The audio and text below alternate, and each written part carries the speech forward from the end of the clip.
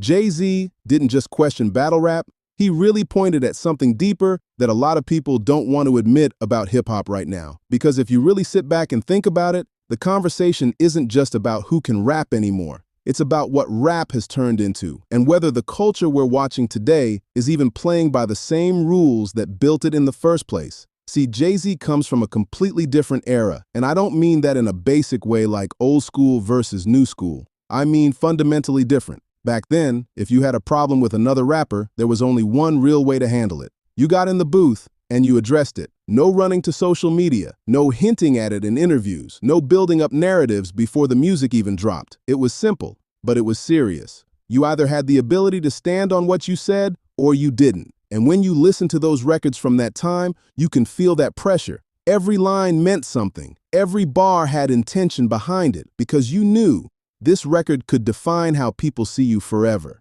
Now think about something like Jay-Z and Nas. That wasn't just two rappers going back and forth. That was a moment where the entire culture stopped and paid attention. Takeover, Ether, those weren't just songs. Those were statements. Those were calculated moves. You could hear the strategy in the delivery. You could hear the confidence, the tension, the respect underneath it all. And even with all that, it stayed inside the music. That's what made it powerful. The battleground was the mic, not the internet, not public opinion, not who could trend faster. It was about who could actually rap better and prove it. Now fast forward to today, and everything feels different. Not necessarily worse, but definitely different. Because now, beef doesn't even begin in the studio most of the time. It starts online. A post goes up, a caption gets taken a certain way, somebody responds indirectly, fans start connecting dots. And before any real music comes out, there's already a full storyline built around it. And once that happens, everything changes. Because now the focus isn't just on the music anymore, it's on perception. Who looks like they're winning? Who got the better response? Who's controlling the narrative in real time? And the truth is, once you introduce all of that, it becomes a completely different kind of competition. Because now, you're not just trying to out-rap somebody. You're trying to outmaneuver an entire system. The blogs, the timelines, the reactions, the opinions, the speed of everything. And that's where Jay-Z's perspective starts to make more sense.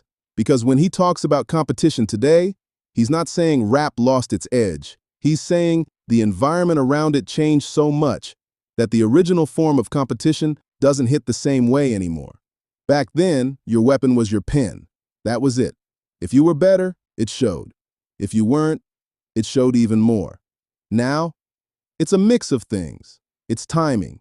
It's visibility. It's how fast you respond.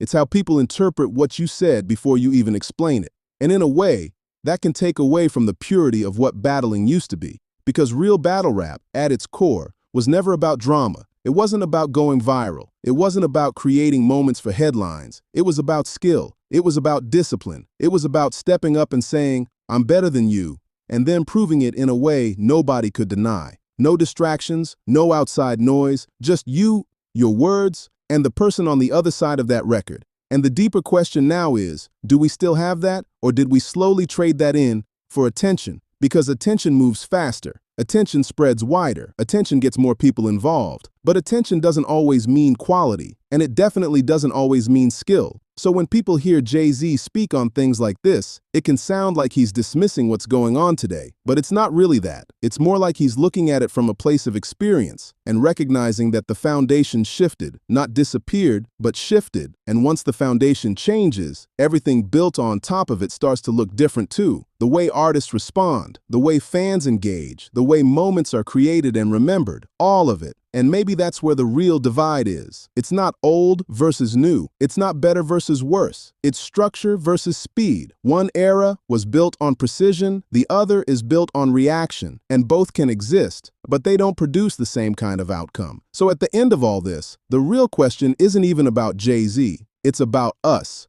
as listeners. What do we actually value now? Do we still care about who can really rap at the highest level? Or are we more entertained by everything happening around the music? Because those are two completely different experiences.